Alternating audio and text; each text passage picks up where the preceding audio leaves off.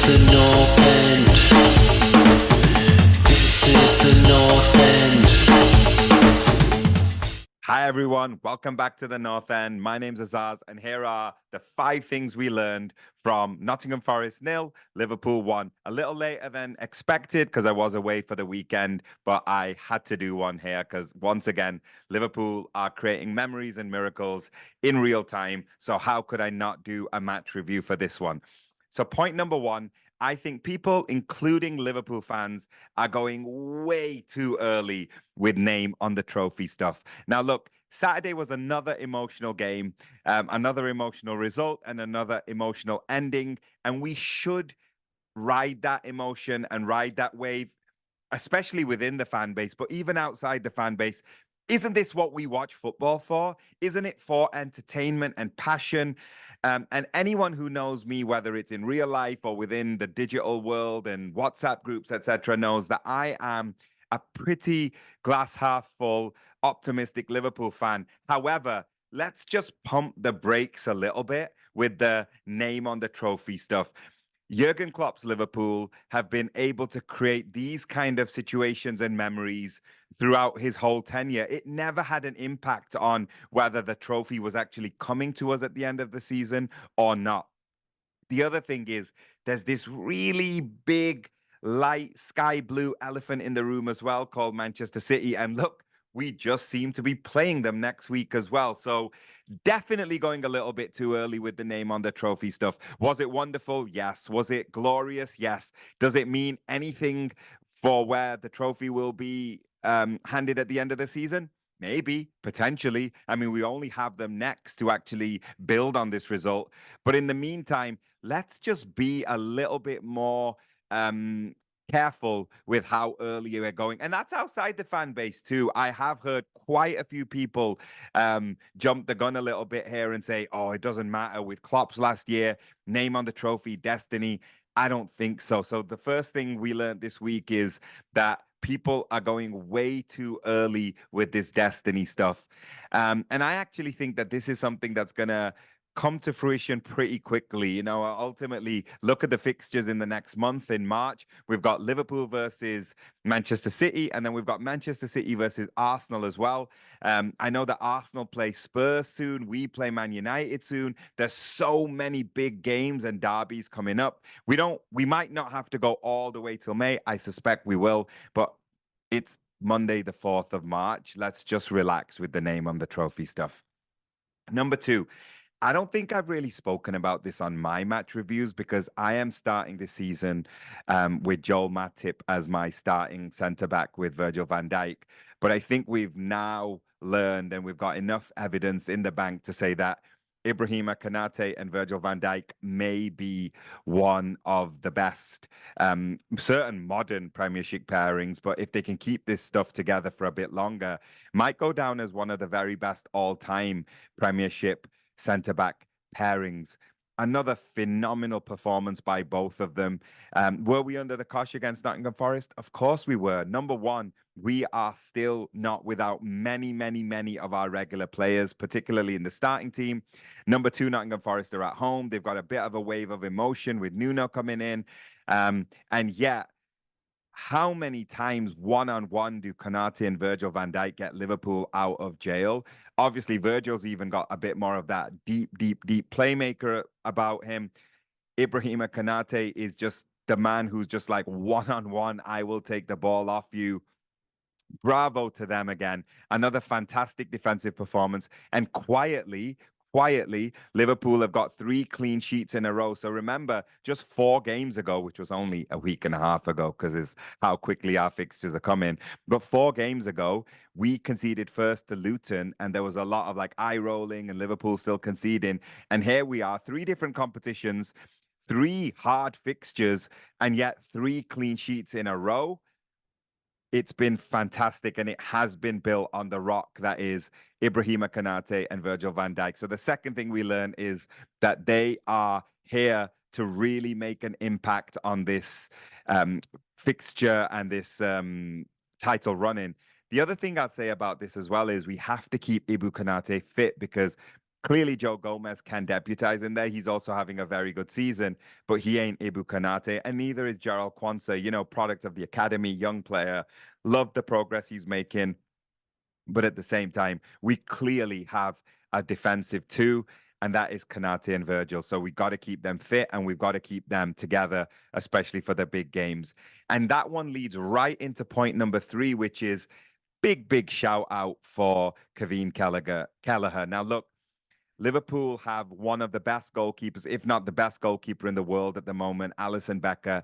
And unfortunately, he is out. Now, if you told Liverpool fans at the start of the season, or even midway through the first half of the season, that we would have Alisson out for a while and we would be absolutely fine in all competitions, even we probably would have been like, I don't really think so. And that's because of the specialist role of being a backup goalkeeper. Kevin Kelleher has definitely not benefited from Alisson's consistency. And Kelleher is in one game, out the other, because he's usually been playing in the cups. But this extended run in the team has shown not just what a great goalkeeper Kelleher is, and a potential match winner for us as well, just like his mentor Alisson, but also just what great work Liverpool's goalkeeping coaches are doing. So, for those that don't know, not only do we have a long-term goalkeeping coach in Achtenberg, but also we have the Brazil World Cup 1994 World Cup winning goalkeeper Tafarel in our in our goalkeeping coaching staff. And that's not just because Alisson is the goalkeeper, but Tafarel was brought in because clearly through Alisson and Edison, Brazil are doing something truly special with their goalkeepers. And we're now starting to see that with Kelleher with his extended run into the team. So he's always been a great deputy, but right now he's showing that he could be a very good number one for us as well, actually, but even especially for someone who may not have the ambitions Liverpool do. And funnily enough, it was Nottingham Forest who bid 14 million for him.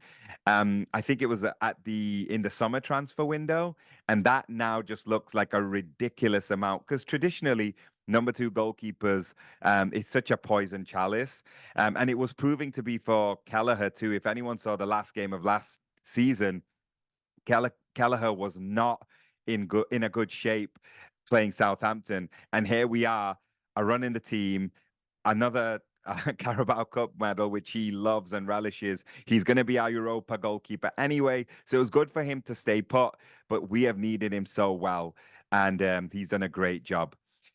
Which leads us to point number four is this game against Nottingham Forest showed that we are now completely at the end of our ability to create these results with our deputy players and our academy players.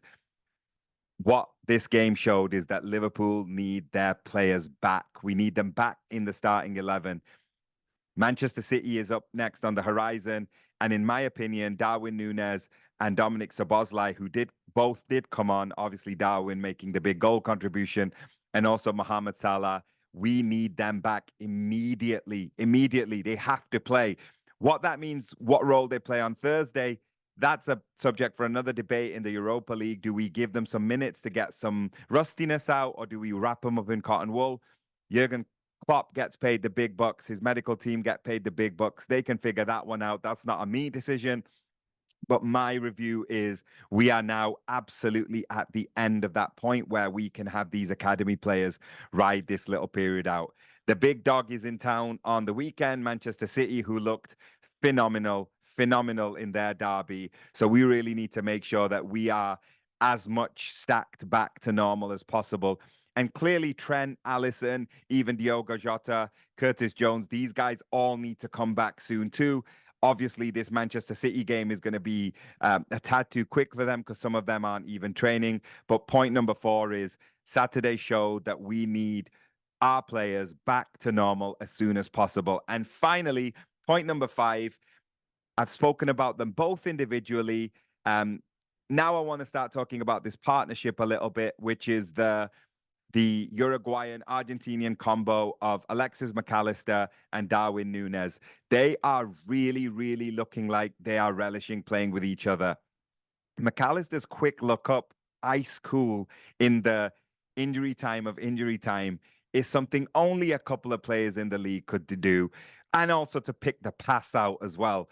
He's a number 10 playing number 8. Sometimes he plays number 6. And his abilities on the ball the other day, there is not many players at all in the Premier League that could have done that at that time as well. Alexis McAllister, as I've said previously, is really proving himself to be growing into this role as a talisman for Liverpool. And likewise can be said for Darwin Núñez. Darwin Núñez is having a fantastic season. He is not our number one striker or forward. That is still Mohamed Salah.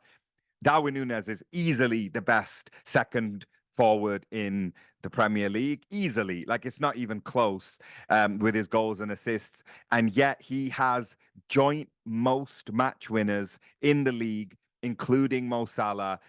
He is on his own with Erling Haaland and Ollie Watkins from someone who has the match-winning goal. That's how key Darwin Núñez has been for Liverpool. But together, their combination is proving to be pretty deadly. They've scored a couple of those Darwin Núñez winners have been engineered by Alexis McAllister, most notably the one against Aston Villa earlier this season.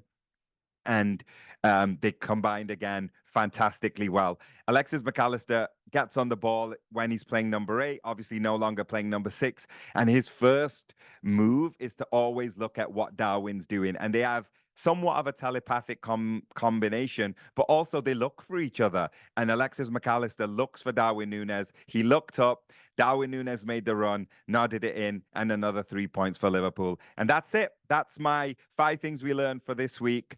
Keep it locked. I know the other lads have done some really good content this week as well. The games are just heating up. Obviously, it's a huge game towards the end of next weekend. Liverpool versus Manchester City. I will be back for that one. But for now, like, subscribe, share the video. If you don't agree with any of these points, stick it in the comments below. Peace. This is the North End.